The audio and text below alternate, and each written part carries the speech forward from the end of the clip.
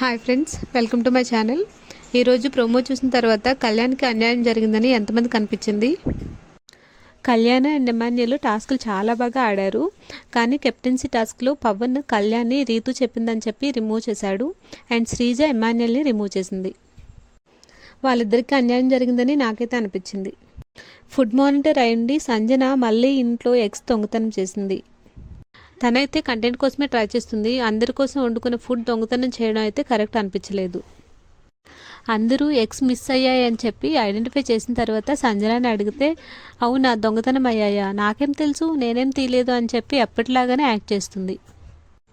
అందరూ ఏమనుకుంటారంటే తను కంటెంట్ కోసమే ఇలా చేస్తుంది కదా, ఎవరు తనని ఏం అడగొద్దు, అలా అయితే తను అనుకున్నది జరగదు, సో కామ్గా ఉండండి అని అనుకుంటారు. ఈ దొంగతనం విషయంలో హరీష్ అంటాడు సంజనాని, మీరు సాడిస్ట్ సైకోయిజంలా ఉన్నారు, మా అమ్మగారిని మీ ప్లేస్లో ఉండుంటే ఎప్పుడో బయటకు పంపించేసేవాడిని, కానీ నాకు ఇప్పుడు ఆప్షన్ లేదు అని. కంటెంట్ కోసం ఫుడ్ దొంగతనం చేయడం కరెక్ట్ కాదని నాకైతే అనిపించింది. మీకేమనిపించిందో కమెంట్ సెక్షన్లో కమెంట్ చేయండి. ఈ వీడియో నచ్చినట్లయితే నా ఛానల్ని సబ్స్క్రైబ్ చేయండి. That's all for now. Thank you for watching.